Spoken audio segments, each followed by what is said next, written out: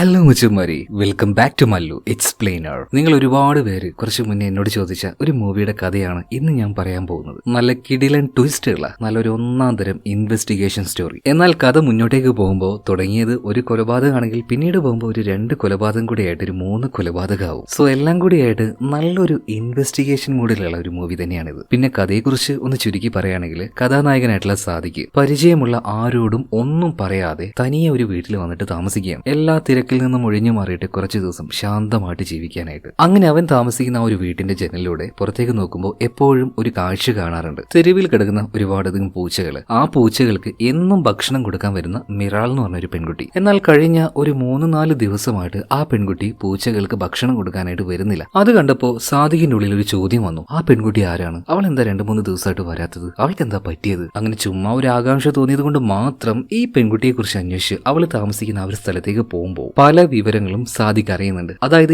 ഈ വള്ളി പിടിക്കുക എന്നൊക്കെ പറയില്ലേ, അമ്മാതിരി ഒരു പരിപാടിയാണ് സാദിഖ് ചെയ്തത്. അതായത് ഈ വള്ളി പിടിക്കുന്ന സമയത്ത് അതിന്റെ കൂടെ എന്തൊക്കെ താഴേക്ക് പോരും എന്നുള്ളത് അവന് അറിയില്ല. ഓക്കെ, എന്തായാലും ഒരു കിടിലൻ കഥ തന്നെയാണ് ഇന്ന് നമ്മൾ പറയാൻ പോകുന്നത്. സിനിമയുടെ പേര് 10 Days of Curious Man. ഇതിനു മുന്നേ വേറെയും 2 സിനിമകൾ ഇറങ്ങിയിട്ടുണ്ട് കേട്ടോ, ഇതേ കഥാപാത്രത്തെ വെച്ച് തന്നെ. എന്നാൽ ഈ കഥ മനസ്സിലാക്കാനായിട്ട് ആ സിനിമ കാണേണ്ട ഒരാവശ്യമില്ല. ഇത് വേറെ തന്നെ ഒരു കഥയാണ്. ഇനി അഥവാ ഈ കഥ നിങ്ങൾക്ക് ഇഷ്ടമായാൽ മറ്റേത് കൂടെ ഒന്ന് കണ്ടു നോക്കുക കേട്ടോ. നല്ല കിടിലൻ സ്റ്റോറിയാണ്. അപ്പൊ അതിന്റെ ലിങ്ക് ഞാൻ ഡിസ്ക്രിപ്ഷനിലും കമന്റ് ബോക്സിലും കൊടുക്കാം. എന്നാൽ നമുക്ക് നേരെ ഈ കഥയിലേക്ക് പോകാം. സിനിമയുടെ ആരംഭത്തിൽ എപ്പോഴും മിസ്റ്ററി മൂവീസ് അത് ആരംഭിക്കുക രാത്രിയിലാണല്ലോ. അതുപോലെ ഒരു രാത്രിയിൽ ഒരു തെരുവിലേക്ക് ഒരു കാർ വന്ന് നിൽക്കുകയാണ്. ഇതിനുശേഷം ആ കാറിലുണ്ടായിരുന്ന ഒരാൾ ഒരു പെട്ടിയുമായിട്ട് കുറച്ച് അകലെ നിൽക്കുന്ന ഒരു പെൺകുട്ടിയുടെ അടുത്തേക്ക് പോകുന്നുണ്ട്. എന്നാൽ ആ പെൺകുട്ടിയുടെ മുഖം വ്യക്തമായിട്ട് കാണിക്കുന്നില്ല. ഒരു ഹുഡി ഇട്ടുകൊണ്ട് അവൾ അത് മറച്ചിരിക്കുകയാണ്. അവളുടെ അടുത്തേക്ക് ഇയാൾ വരുന്ന സമയത്ത് പെട്ടെന്ന് ഹുഡിയിട്ട് മറ്റൊരാൾ ആ ഒരു കാറിന്റെ അടുത്തേക്ക് വന്നു. ആ കാറിന്റെ ഉള്ളിൽ ഇരിക്കുന്ന ആളുണ്ടല്ലോ, ഇയാളുടെ മുഖത്തേക്ക് എന്തൊരു സ്പ്രേ അടിച്ച് ആ കാറിലുണ്ടായിരുന്ന ഒരു സ്യൂട്ട് കേസുമായിട്ട് അവൻ അവിടെ ഓടുകയാണ്. ഇതേ നേരം തന്നെ താഴെ ഉണ്ടായിരുന്ന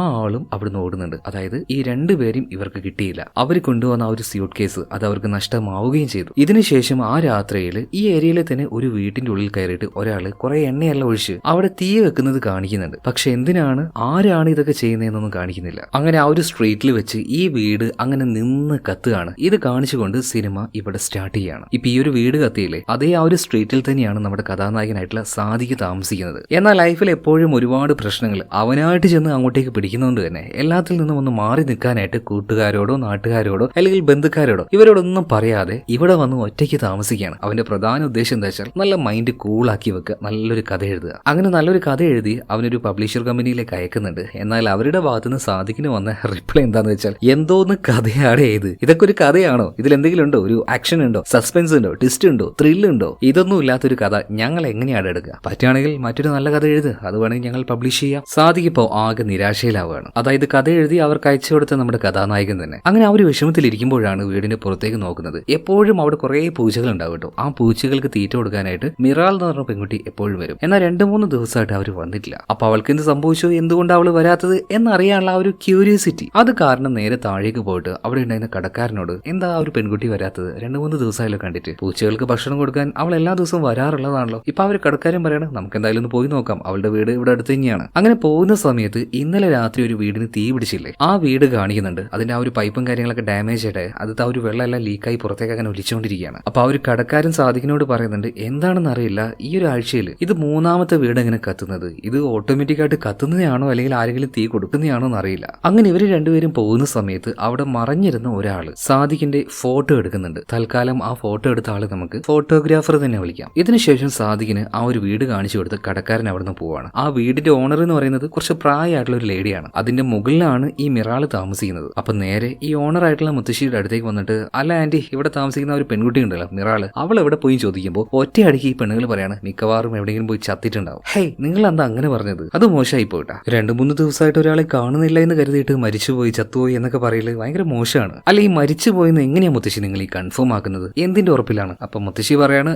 ആൾ അത്ര നല്ല വെടിപ്പൊന്നുമല്ല. അതുപോലെ തന്നെ പൂച്ചക്ക് കൊടുക്കാനുള്ള ഭക്ഷണം കൊണ്ടെന്ന് വെച്ചിട്ട് കുറച്ചധികം ദിവസമായി. എന്നിട്ട് ഈ ഭാഗത്തേക്ക് അവൾ വന്ന് നോക്കിയിട്ട് പോലുമില്ല. വേണമെങ്കിൽ വേണമെങ്കിൽ റൂമിന്റെ ചാവി ഞാൻ തരാം, വേണമെങ്കിൽ പോയിട്ട് പരിശോധിച്ചോ എന്ന് പറയാണ്. ആ ഒരു സമയത്ത് ചാവി കൊടുത്തപ്പോ വേണ്ട വേണ്ട എന്ന് സാദിഖിന്റെ മനസ്സ് പറയുന്നുണ്ട്. എന്നിട്ടും ആ ഒരു ചാവി അവൻ മേടിക്കുകയാണ്. കാരണം ചാവി മേടിച്ച് മുകളിൽ പോയിട്ട് റൂം പരിശോധിച്ചു കഴിഞ്ഞാൽ ഈ കേസിലേക്ക് അവൻ വരും. എന്താണ് പിന്നീട് ആ ഒരു മിറാള് ആ പെൺകുട്ടിക്ക് സംഭവിച്ചത് എന്നറിയാതെ പിന്നീട് സാദിഖിന് ഉറങ്ങാൻ പറ്റില്ല. അപ്പൊ വേണ്ട വേണ്ട എന്നിങ്ങനെ കൈ വലിച്ചെങ്കിലും നേരത്തെ പറഞ്ഞതുപോലെ തന്നെ ചാവി മേടിക്കുകയാണ്. നേരെ മുകളിലേക്ക് പോയിട്ട് റൂമും തുറന്ന് ഉള്ളിലേക്ക് പോയി നോക്കുമ്പോൾ വ്യത്യസ്തമായിട്ടുള്ള കുറെ അധികം വസ്ത്രങ്ങളുണ്ട്. പിന്നെ ക്യാമറ, ലൈറ്റ്, അങ്ങനെ ഓരോ കാര്യങ്ങൾ. അതായത് സോഷ്യൽ മീഡിയയിൽ ഈ മിറാൾ ഭയങ്കര ആക്റ്റീവ് ആയിരുന്നു. പാട്ടൊക്കെ ഇട്ട് ഡാൻസ് കളിക്കുന്ന ഒരുപാട് വീഡിയോസ് അവൾ ഓൾറെഡി അപ്ലോഡ് ചെയ്തിട്ടുണ്ട്. അതിനു പുറമെ ഈ മിറാൾ ഉണ്ടല്ലോ, ഒരു ബ്യൂട്ടി പാർലർ അവിടെ വർക്ക് ചെയ്യുന്നുണ്ട്. അതിന്റെ ഒരു ID കാർഡും ഇപ്പൊ സാദിഖിന് കിട്ടുകയാണ്. ഇതേ നേരം തന്നെ ഒരു പയ്യൻ ചുമച്ചുകൊണ്ട് അങ്ങോട്ടേക്ക് വരികയാണ്. ഈ കൊറോണ കഴിഞ്ഞപാടാണ് ഈ ഒരു സംഭവങ്ങളൊക്കെ നടക്കുന്നത്. അപ്പൊ പെട്ടെന്ന് തന്നെ സാദിഖും ഒരു മാസ്ക് എടുത്ത് വെക്കണം കേട്ടോ. അപ്പൊ ആ ഒരു പയ്യൻ പറയുന്നുണ്ട്, നിങ്ങൾ വിചാരിക്കുന്ന പോലെ എനിക്ക് കൊറോണയൊന്നുമില്ല, എനിക്ക് ആസ്മയുടെ പ്രശ്നമാണ്, അതുകൊണ്ടാണ് ഇങ്ങനെ ചുമക്കുന്നത്. അവന്റെ ഒരു ചുമ കേട്ട് ഭയങ്കര സ്ട്രെയിഞ്ച് ആയിട്ട് തന്നെ സാദിഖിന് തോന്നുന്നുണ്ട്. അതായത് സാധാരണ രീതിയിലല്ലായിരുന്നു അവൻ ചുമച്ചത്. ചെറുപ്പം മുതലേ അവൻ ഈ ആസ്മയുടെ പ്രശ്നം ഉണ്ടെന്ന് അവൻ ഓൾറെഡി പറഞ്ഞു. അതുപോലെ തന്നെ ഇതിന്റെ ഓണർ ആയിട്ടുള്ള ആ ഒരു മുത്തശ്ശിയുടെ പേരക്കുട്ടി കൂടിയാണ് ഇവന്. അപ്പൊ നിങ്ങൾ ഇവിടുത്തെ കാര്യങ്ങളൊക്കെ നോക്കി കഴിഞ്ഞെങ്കിൽ താക്കോല് തരാൻ വേണ്ടി എന്റെ അമ്മൂമ്മ പറഞ്ഞു. അങ്ങനെ ആ ഒരു താക്കോല് മേടിക്കാൻ വേണ്ടിയിട്ടാണ് ഈ ചെറുപ്പക്കാരൻ മുകളിലേക്ക് വന്നിരിക്കുന്നത്. എന്തായാലും റൂമും കാര്യങ്ങളൊക്കെ നോക്കിയതിന് ശേഷം സാദിഖ് അവിടുന്ന് തിരിച്ചു പോകണം. ഇതേ നേരം തന്നെ ആ തെരുവിൽ ഉണ്ടായിരുന്ന ഒരു പട്ടി കുറെ നേരമായിട്ട് സാദിഖിന്റെ പിന്നാലെ അങ്ങനെ പോകുന്നുണ്ട്. അങ്ങനെ പോയി അവസാനം സാദിഖിന്റെ വീട് വരെ വന്നു. ഇപ്പൊ സാദിഖ് പറയാണ്, എടാ എന്റെ കൂടെ വന്നിട്ട് എന്തിനാണ്, ഞാൻ തന്നെ ഒരു പ്രാന്ത് പിടിച്ചവനാണ്. എന്നിട്ടും ആ ഒരു പട്ടി ആട്ടിയിട്ടും അവിടുന്ന് പോകുന്നില്ല. അവസാനം സാദിഖ് പറയണം, വന്നങ്ങോട്ട് കയറിക്കൂടെന്ന് പറഞ്ഞിട്ട് വീട്ടിന്റെ ഉള്ളിലേക്ക് ആ നായിയെ കയറ്റുകയാണ്. പക്ഷേ അതിന് കാണാൻ നല്ല ഭംഗിയുണ്ട് കേട്ടോ. ഈ സമയത്തും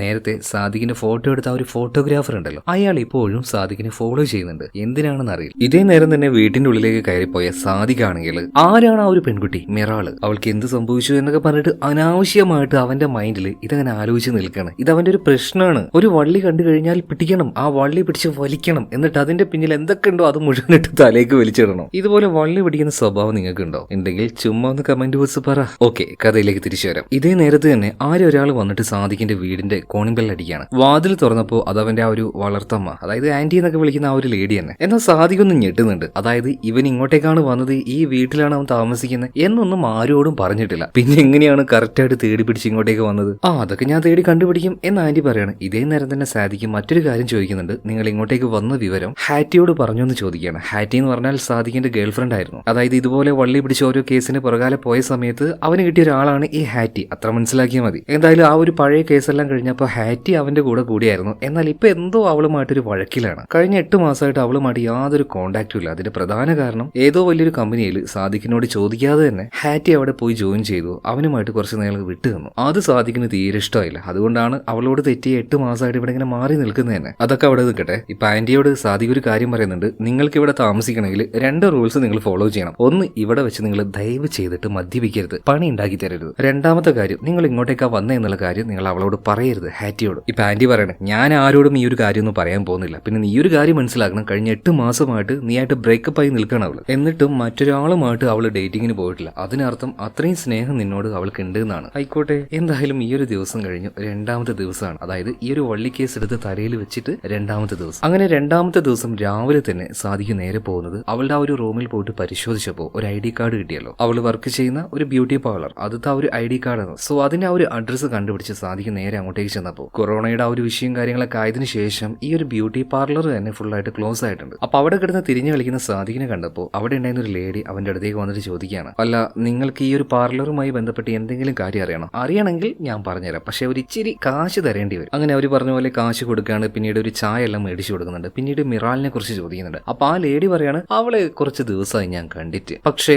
അവളെ കുറിച്ച് നന്നായി അറിയുന്ന ഒരുത്തന്നെ എനിക്കറിയാം, കബീർ, അവളുടെ ബോയ് ഫ്രണ്ട് ആണ്. അപ്പൊ അവനോടൊന്ന് ചോദിച്ചു നോക്കും, കാര്യങ്ങൾ മനസ്സിലാക്കാൻ പറ്റും. അവൻ എവിടെ പോയാൽ കാണാൻ പറ്റുന്ന സാദിഖ് ചോദിച്ചപ്പോൾ അവൻ ഈ റോഡ് സൈഡിലൂടെ വെള്ളവും കാര്യങ്ങളൊക്കെ വിറ്റ് നടക്കുകയാണ്. ഇച്ചിരി കഷ്ടപ്പാടുള്ള ഒരു പയ്യനാണ്. അങ്ങനെ സാദിഖ് പിന്നീട് ഈ കബീറിനെ തേടി പോവാണ്. ആ സമയത്ത് റോഡരികിലൂടെ വെള്ളം വിറ്റ് നടക്കുന്നവനെ കാണുകയാണ്. ആള് നല്ല കഷ്ടപ്പാടില്ലാതെ തോന്നുന്നു. അതുപോലെ തന്നെ ആള് ചെറുതായിട്ടൊന്ന് ഞൊണ്ടിയാണ് നടക്കുന്നത്. കാലിന് എന്തോ പ്രശ്നമുണ്ട് തോന്നുന്നു. എന്തായാലും അവന്റെ കയ്യിലുള്ള മുഴുവൻ വെള്ളം ഇപ്പൊ സാദിഖ് മേടിക്കുകയാണ്. പിന്നീട് കബീറിനോട് കാര്യങ്ങളൊക്കെ ചോദിക്കുന്നുണ്ട്. അപ്പൊ കബീർ പറയാണ്, ഈ പറഞ്ഞ മിറാളുണ്ടല്ലോ, ചെറുപ്പം മുതലേ എനിക്ക് അവളെ അറിയാം. ചെറുപ്പം മുതലേ ഞങ്ങൾക്ക് 2 പേർക്കും അങ്ങോട്ടും ഇങ്ങോട്ടും ഒരുപാട് ഇഷ്ടമാണ്. പക്ഷെ ഈയിടെയായിട്ട് അവളെന്തോ കാണാനില്ല. അവൾ ഇവിടെ പോയി. പിന്നെ കുറെ നാളായിട്ട് അവൾക്കൊരു ആഗ്രഹമുണ്ട്, ഒരു വലിയ സ്പോർട്സ് കാർ മേടിക്കണമെന്ന്. അപ്പൊ അതിന് വേണ്ടിയിട്ടുള്ള കുറെ ജോലിയും കാര്യങ്ങളൊക്കെ തപ്പിക്കൊണ്ടിരിക്കുകയാണ്. സോഷ്യൽ മീഡിയയിൽ എന്തൊക്കെയോ ചെയ്യുന്നുണ്ട്. ഈ ഇടയായിട്ട് പുതിയ പല ജോലികളും അവൾ തേടിക്കൊണ്ടിരിക്കുകയാണ്. അങ്ങനെയാണ് ഒരു മീഡിയ കമ്പനി അവിടെ എന്തോ ഒരു പരസ്യം ചെയ്യണമെന്ന് പറഞ്ഞിട്ട് അവൾ അങ്ങോട്ടേക്ക് പോയി. എന്നാൽ ആ ഒരു കമ്പനിയിൽ പോയതിനു ശേഷം അവൾ എന്നെ വിളിച്ചിട്ടില്ല സാറേ. ഒരു 10-14 ദിവസമായിട്ടുണ്ടാവും. ഇപ്പൊ സാദിഖ് ചോദിക്കുകയാണ്, ഇത്രയും ദിവസമായിട്ട് നീ എന്താ പോലീസിൽ കംപ്ലൈന്റ് ചെയ്യാത്തത്? എന്റെ സാറേ, എന്നെ പോലെയുള്ള ആൾക്കാരൊക്കെ ഇങ്ങനെയൊക്കെ കംപ്ലൈന്റ് കൊടുത്താൽ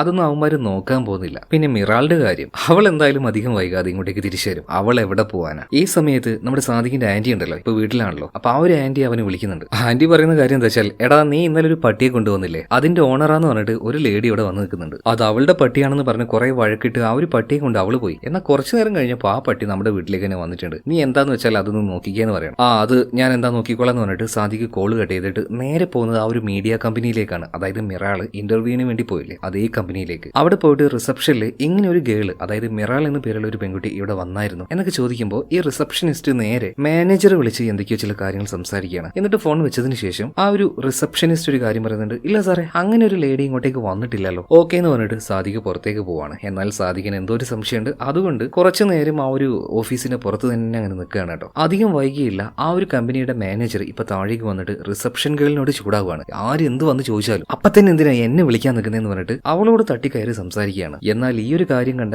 സാദിഖിനൊരു കാര്യം മനസ്സിലായി. ഇവരിങ്ങനെയൊക്കെ ഇവിടെ വെച്ച് കാണിച്ചു കൂട്ടണമെങ്കിൽ, നുണ പറയണമെങ്കിൽ അവൾ ഇവിടെ വന്ന് പോയിട്ടുണ്ട്. എന്തായാലും അവിടുത്തെ ആ ഒരു അന്വേഷണവും കാര്യങ്ങളൊക്കെ കഴിഞ്ഞ് നേരെ വീട്ടിലേക്ക് തിരിച്ചു വരികയാണ്. വീട്ടിലേക്ക് വന്ന് നോക്കുമ്പോൾ അവന്റെ ആന്റി ഉണ്ടല്ലോ, അവരോട് എന്താ പറഞ്ഞത്, കുടിക്കരുതെന്നല്ലേ? എന്നാൽ നല്ലോണം കുടിച്ച് പൂസായി നിൽക്കണം. അപ്പൊ ഇത് കണ്ടപാട് തന്നെ സാദിഖ് ചോദിക്കുന്നുണ്ട്, അല്ല അമ്മായി നിങ്ങളോട് ഞാൻ കുടിക്കരുതെന്ന് പറഞ്ഞല്ലേ, ഇതിപ്പോ എവിടുന്നാ നിങ്ങൾക്ക് കള്ള് കിട്ടിയത്? ഈ സമയത്ത് അമ്മായി പറയുന്നുണ്ട്, അത് പിന്നെ മോനെ ഇന്ന് രാവിലെ ഒരു പെൺകുട്ടി അവളുടെ നായാണെന്ന് പറഞ്ഞ് ഇവിടെ വന്ന് വഴക്കുണ്ടാക്കിയില്ലേ, കുറച്ച് കഴിഞ്ഞപ്പോൾ അവള് വീണ്ടും വന്നു കേട്ടോ. എന്തോ അവളുടെ പേര് ജാസ്മിൻ നേറ്റാണ്. പിന്നെ അവൾ എന്നോട് കുറെ നേരം വർത്താനം പറഞ്ഞു, കമ്പനിയായി. ഞങ്ങൾ രണ്ടുപേരും ചെറുതായിട്ടൊന്നും അടിച്ചു. കുറെ കഴിഞ്ഞപ്പോൾ എന്റെ ബോധം പോയപ്പോൾ അവരും എഴുന്നേറ്റ് പോയി. ഇത് കേട്ടപ്പോൾ തന്നെ സാദിഖ് തലയിൽ കൈവെക്കാണ്. എന്റെ പൊന്നാന്റി നിങ്ങൾ ബോധം പോകുന്നവരെ അടിച്ചു അല്ലേ? അപ്പൊ പിന്നെ മിക്കവാറും നിങ്ങൾ ആ ഒരു ഹാറ്റിയെ വിളിച്ചിട്ടുണ്ടാവും, അതായത് സാദിഖിന്റെ ആ ഒരു ഗേൾ ഫ്രണ്ടിനെ. ഇപ്പാണെങ്കിൽ അമ്മായി ഉണ്ടല്ലോ അണ്ണാക്കിൽ പിരിവെട്ടിയതുപോലെ ഒന്നും മിണ്ടാതെ നിൽക്കുമ്പോൾ ദാണ്ടെ കോണിംഗ് ബെൽ അടിക്കണം. മിക്കവാറും അത് അവള് തന്നെയായിരിക്കും. സാദിഖ് ചെന്ന് വാതിൽ തുറന്നതേ ഓർമ്മയുള്ളൂ, 3 തടിമാടന്മാര് വന്ന ഒരേറ്റ അടിയാണ്. ആ അടിയിൽ അവന്റെ ബോധം പോയി. പിന്നീട് 1-2 ദിവസം കഴിഞ്ഞപ്പോഴാണ് സാദിഖിന് ബോധം വരുന്നത് തന്നെ. ബോധം വന്നു നോക്കുമ്പോൾ അവന്റെ അടുത്ത് നമ്മുടെ അമ്മായിയും ഉണ്ട്, അതുപോലെ തന്നെ അവന്റെ ഒരു കൂട്ടുകാരി ഉണ്ടല്ലോ ഗേൾ ഫ്രണ്ട് ഹാറ്റി ഉണ്ട്. പിന്നെ പുറനാട്ടിലുണ്ടായിരുന്ന അവന്റെ നല്ല ഉറ്റ ചങ്ങാതിമാരായിട്ടുള്ള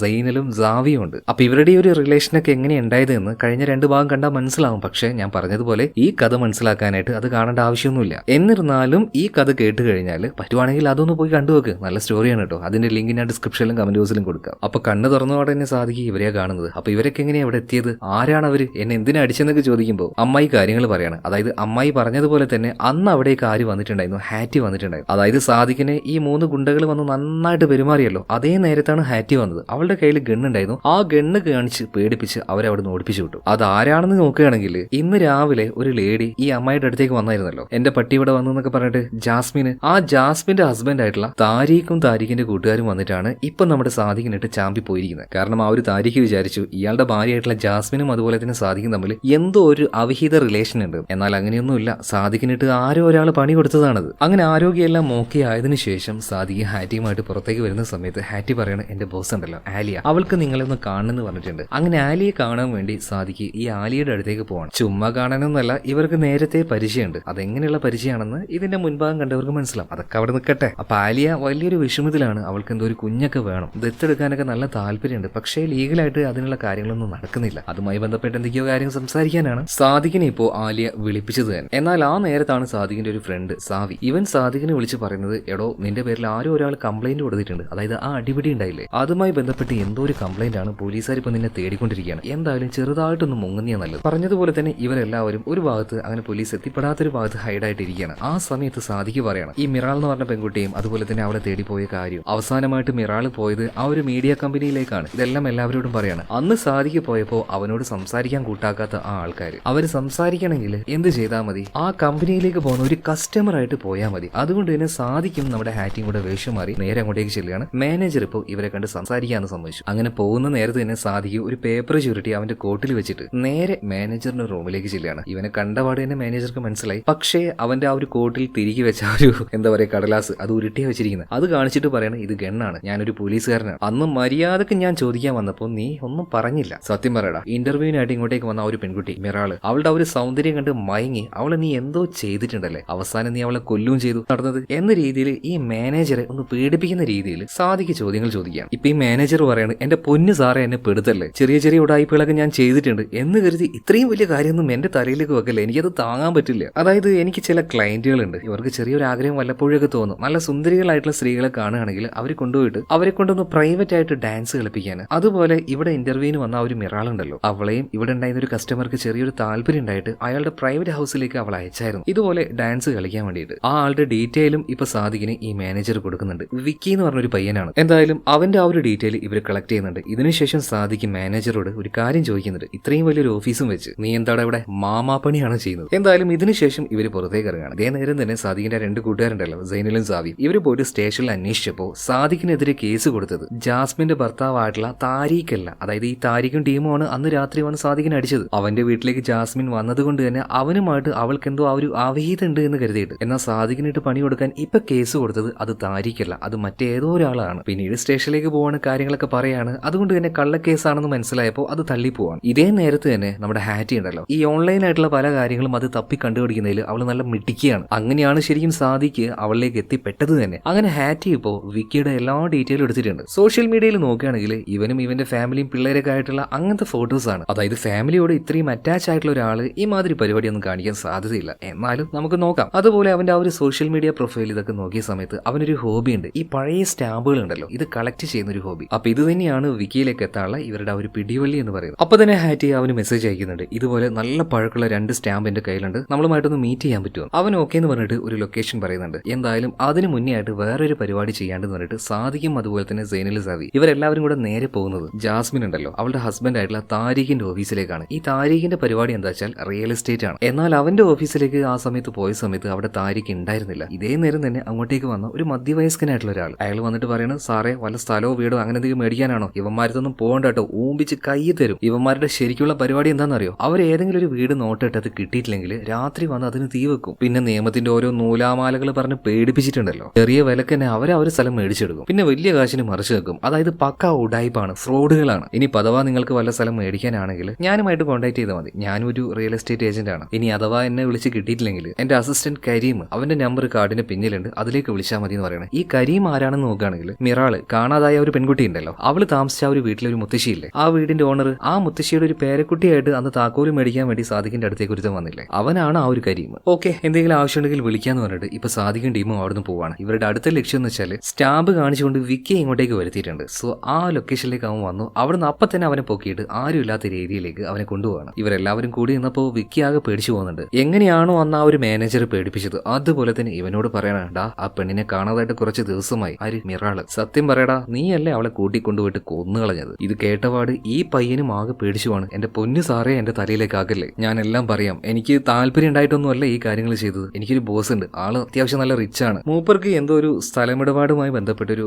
രജിസ്ട്രേഷൻ നടക്കാണ്ട്. എന്നാൽ ആ ഒരു രജിസ്ട്രേഷൻ ഓഫീസർ ഭയങ്കര മൊട്ടയാണ്, എന്ത് തന്നെ കാണിച്ചിട്ട് ഒരു രക്ഷയില്ല. അങ്ങനെ അയാൾ 2 കാര്യം ആവശ്യപ്പെട്ടു. സുന്ദരിയായിട്ടുള്ള ഒരു പെണ്ണും അതുപോലെ തന്നെ നല്ലൊരു തുകയും. തുക എന്ന് പറഞ്ഞാൽ 50 ലക്ഷം രൂപ എന്ന് വിക്കി പറയാണ്. ഒരു ഗവൺമെന്റ് എംപ്ലോയി ഒരു കാര്യം ചെയ്യാൻ വേണ്ടി കൈക്കൂലിയായിട്ട് 50 ലക്ഷം രൂപയും ഒരു പെണ്ണിനെയും ചോദിച്ചെന്നോ? എന്നിട്ട് നീ അത് കൊടുത്തോ? ആ, എന്റെ ബോസ് അത് കൊടുക്കാൻ വേണ്ടി പറഞ്ഞു. കാരണം ബോസിന് ആ ഒരു ബിസിനസ് വേഗം നടക്കണമായിരുന്നു. പിന്നീട് ആരാണ് അവന്റെ ബോസ്, അതുപോലെ തന്നെ കൈക്കൂലി മേടിച്ച ആ ഒരു ഗവൺമെന്റ് ഓഫീസർ ഉണ്ടല്ലോ, അയാൾ ആരാണ്? ഈ 2 വിവരം ഇവർ പെടുത്തിയിട്ടുണ്ട്. അങ്ങനെ അന്നേ ദിവസവും കഴിഞ്ഞു, അടുത്ത ദിവസം ആയിട്ടുണ്ട്. ഇന്ന് ഈ ഒരു പ്രശ്നത്തിലേക്ക്, അതായത് ഈ വള്ളി സാദിഖ് പിടിച്ചിട്ട് 6ാമത്തെ ദിവസമാണ്. രാവിലെ ആയപ്പോൾ തന്നെ സൈനുലും സാവിയും കൂടെ മറ്റൊരു ഞെട്ടിക്കുന്ന വാർത്തയുമായിട്ട് വരികയാണ്. അതായത് സാദിഖിന് വീട്ടിൽ കയറി തല്ലിയ ആ ഒരു താരീഖ് ഉണ്ടല്ലോ, താരീഖും അവന്റെ ഭാര്യയായിട്ടുള്ള ജാസ്മിനും അവരുടെ വീട്ടിൽ കൊല ചെയ്യപ്പെട്ടിട്ടുണ്ട്. ആരും അവരെ കൊന്നുകളഞ്ഞു. പോലീസ് ഇപ്പൊ സംശയിക്കുന്നത് മറ്റാരുമല്ല സാദിഖിനെയാണ്. കാരണം സാദിഖുമായിട്ടാണല്ലോ അവർക്ക് പ്രശ്നം ഉണ്ടായിരുന്നത്. അതായത് ഈ താരീഖിന്റെ ഭാര്യ ജാസ്മിൻ, അവളുമായിട്ട് ഇവനിക്കൊരു റിലേഷൻ ഉണ്ട്, അവിഹിത ഉണ്ട് എന്ന് ഒരു നുണക്കഥയുണ്ടാക്കി ആരൊരാൾ താരീഖിനോട് പറഞ്ഞു. അപ്പൊ ആ ഒരു ദേഷ്യത്തിലാണ് വന്നടിച്ചത്. എന്നാൽ ഇപ്പൊ എന്താ ഇവിടെ സംഭവിച്ചിരിക്കുന്നത്? താരീഖും അതുപോലെ തന്നെ ഭാര്യയായിട്ടുള്ള ജാസ്മിനും മരണപ്പെട്ടിരിക്കുകയാണ്. പോലീസുകാർ സാദിഖിനെ തേടി വരാതിരിക്കോ? തീർച്ചയായിട്ടും വരും. അതിനായിട്ട് അവരുടെ കയ്യിൽ വലിയൊരു എവിഡൻസ് കൂടെ ഉണ്ട്. അതായത് ഈ മരിച്ചുപോയ ജാസ്മിൻ ഇല്ലേ, അവളുടെ കുറച്ചധികം വൾഗർ ആയിട്ടുള്ള ചിത്രങ്ങൾ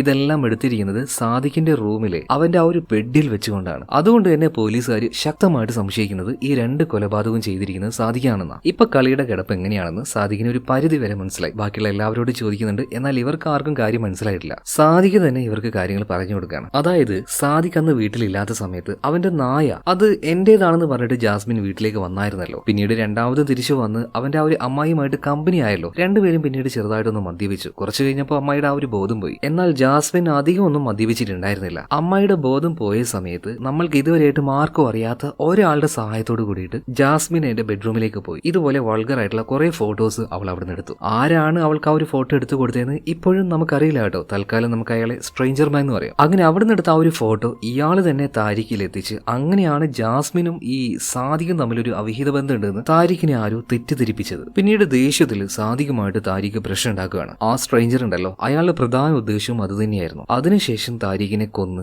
ആ കുറ്റം എന്റെ തലയിൽ അവനിടണം. പക്ഷെ അവന്റെ ഉദ്ദേശം താരിഖിനെ കൊല്ലൽ മാത്രമാണെങ്കിൽ പിന്നെ എന്തിനാണ് ജാസ്മിനെ കൊന്നിട്ടുണ്ടാവുക? സത്യം പറഞ്ഞാൽ നമ്മുടെ സാദിഖിന്റെ ലൈഫ് പണ്ട് മുതലേ ഇങ്ങനെയാണ്. ഒരു കേസിന്റെ പിന്നാലെ പോകും, എന്നിട്ട് ഈ മരത്തിന്റെ കമ്പും ജില്ലയും പോലെ വേറെ കുറെ വള്ളിക്കെട്ട് കേസുകൾ ഇതിന്റെ പിന്നാലെ വന്നുകൊണ്ടേയിരിക്കും. എന്തായാലും അവസാനം അവൻ പോലും പ്രതീക്ഷിക്കാത്ത പല ട്വിസ്റ്റുകളും ഉണ്ടാവും ചെയ്യും. എന്തായാലും മിറാളിനെ തേടിപ്പോയ സാദിഖിന് ഇപ്പൊ രണ്ടാമത്തെ കേസ് കൂടെ വന്നിരിക്കുകയാണ്. അതായത് ജാസ്മിനെയും താരിഖിനെയും കൊന്ന ആ ഒരു സ്ട്രേഞ്ച് ആയിട്ടുള്ള ആള് അതാരാണ്? മിക്കവാറും അത് ജാസ്മിന്റെ കാമുകനായിരിക്കും. എന്നാൽ ആരാണ് ആ ഒരു കാമുകൻ? അതെങ്ങനെയെങ്കിലും ഇവർ കണ്ടുപിടിക്കണം. പക്ഷേ അതത്ര എളുപ്പമല്ല. ഒരു എവിഡൻസോ അല്ലെങ്കിൽ ഒരു ലീഡോ ഒന്നുമില്ല അതിലേക്ക്. അങ്ങനെ പിറ്റേ ദിവസം സാദിഖ് ഇപ്പൊ ഹാറ്റിയുമായിട്ട് ചെറിയൊരു വാക്കിന് പോവാണ്. ഇവരുടെ കൂടെ തന്നെ ആ ഒരു നായി ഉണ്ട് കേട്ടോ. എന്നാൽ കുറച്ചു നേരം ഇവരുടെ കൂടെ ഇല്ലാതിരുന്ന ആ ഒരു നായി കുറച്ച് കഴിഞ്ഞപ്പോൾ ഇവരുടെ അടുത്തേക്ക് തന്നെ വരികയാണ്. അപ്പൊ ഹാറ്റി പറയണു, ഓ ഇത് കണ്ടോ, യജമാനോടുള്ള ആ ഒരു സ്നേഹം എത്ര ദൂരത്താണെങ്കിലും നിന്നെ കണ്ടുപിടിക്കുന്നുണ്ട്. പെട്ടെന്ന് സാദിഖിന്റെ തലയിൽ ഒരു കാര്യം സ്ട്രൈക്ക് ആവുന്നുണ്ട്. അതായത് ഈ നായ വന്നതിന് ശേഷമാണ് ഒരു പുതിയ പ്രശ്നം അവന്റെ ലൈഫിൽ തുടങ്ങിയത്. അതായത് ഈ നായയുടെ യഥാർത്ഥ ഓണറാണ് അവന്റെ അരികിലേക്ക് ഈ നായെ പറഞ്ഞു വിട്ടത് തന്നെ. ഇപ്പൊ കുറച്ചു ദിവസം പരിചയമുള്ള എന്റെ അരികിലേക്ക് ഈ നായ ഇങ്ങനെ വരികയാണെങ്കിൽ അവന്റെ യഥാർത്ഥ ഓണറെ കാണുകയാണെങ്കിൽ ഉറപ്പായിട്ടും അങ്ങോട്ടേക്ക് പോകാതിരിക്കില്ലല്ലോ. അതുകൊണ്ട്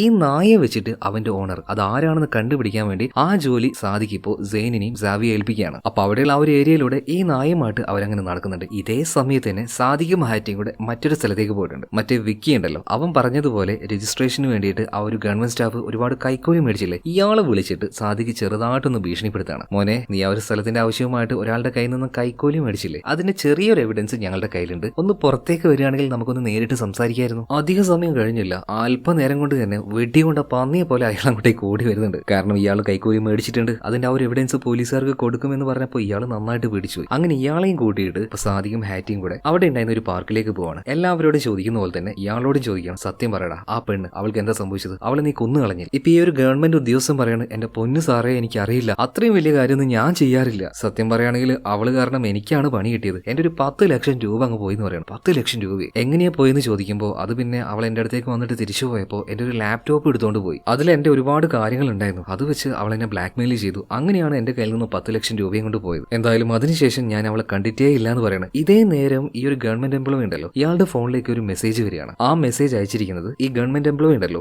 ഇയാളുടെ സെക്യൂരിറ്റി ഗാർഡ് ആയിരുന്നു. അതായത് സാദിഖ് വിളിച്ചപ്പോൾ ഇയാൾ താഴേക്ക് വന്നല്ലോ, അപ്പൊ തന്നെ ഇങ്ങനെ ഒരു സിഗ്നൽ ആ സെക്യൂരിറ്റി ഗാർഡിന് കൊടുത്തായിരുന്നു. അതുകൊണ്ട് അധികം വൈകാതെ അവർ ഇങ്ങോട്ടേക്ക് എത്തും. എന്തായാലും ഗാർഡല്ലേ, കയ്യിൽ ഗൺ ഉണ്ടാവും. അപ്പൊ ഈ ഒരു ഗവൺമെന്റ് എംപ്ലോയി ഇവൻ അവിടെ കെട്ടിവെച്ച് തൽക്കാലം അവിടെ നിന്ന് ഒളിച്ചിരിക്കുകയാണ് സാദിഖും ഹാറ്റിയും. അങ്ങനെ അധികം വൈകാതെ ആ ഒരു ഗാർഡ് അങ്ങോട്ടേക്ക് വരികയാണ്. സാദിഖ് വിചാരിച്ചതുപോലെ തന്നെ അയാളുടെ കയ്യിൽ ഗണ്ണുണ്ടായിരുന്നു. അവിടെ ഒളിച്ചിരുന്ന ഇവരെ ഈ ഗാർഡ് കണ്ടുപിടിക്കുന്നുണ്ട്. ഒരു ഘട്ടത്തിൽ ഹാറ്റി അയാൾ ഷൂട്ട് ചെയ്യും എന്ന അവസ്ഥ വന്നപ്പോൾ സാദിഖിന് വേറൊരു വഴി ഉണ്ടായിരുന്നില്ല, അയാളെ തിരിച്ച് ഷൂട്ട് ചെയ്യാം. ആ ഗാർഡിനെ അവിടെ വെച്ച് കൊല്ലുന്നുണ്ട്. ഇത് കണ്ടപ്പോൾ ഹാറ്റി വല്ലാണ്ട് പേടിച്ചു പോയിട്ടുണ്ടായിരുന്നു. എന്തായാലും ഇതിനുശേഷം സാദിഖും ഹാറ്റിയും കൂടെ ഈ ഒരു ഗവൺമെന്റ് എംപ്ലോയി ഉണ്ടല്ലോ, ഇയാളെയും കൂട്ടി ഇയാളുടെ വീട്ടിലേക്ക് തന്നെ പോയിട്ട് ഒരു ചെയറിൽ ഇയാളെ കെട്ടിയിടുക. എന്നിട്ട് അന്ന് മിറാൾ ഇവിടുന്ന് അടിച്ചുകൊണ്ടുപോയി ആ ഒരു ലാപ്ടോപ്പിനെ പറ്റി ചോദിക്കുന്നുണ്ട്. കാരണം അത് വെച്ചാണല്ലോ മിറാള് ഇയാളെ ബ്ലാക്ക്മെയിൽ ചെയ്തത്. മാത്രമല്ല വിക്കിയുടെ ബേഴ്സിൽ നിന്നും ഈ ഒരു 50 ലക്ഷം രൂപ കൈക്കൂലിയായി മേടിച്ചിട്ടില്ലേ, അതും എവിടെ ചോദിക്കുമ്പോൾ എല്ലാത്തിന്റെയും വിവരം ഈ എംപ്ലോയി പറഞ്ഞു കൊടുക്കുകയാണ്. കാരണം ജീവനിൽ കൊതിയുള്ള ആൾക്കാർ വെറുതെ വാശിയും പിടിച്ച് നിൽക്കുവോ? മാത്രമല്ല ഈ മിറാൾ ബ്ലാക്ക്മെയിൽ ചെയ്ത സമയത്ത് അവൾക്ക് ആ ഒരു കാശ് കൊടുത്തല്ലോ, അതെങ്ങനെയാ ചോദിക്കുമ്പോൾ അവൾ പറഞ്ഞ സ്ഥലത്തേക്ക് ഞാൻ ആ ഒരു കാശുമായിട്ട് പോയി. എന്നാൽ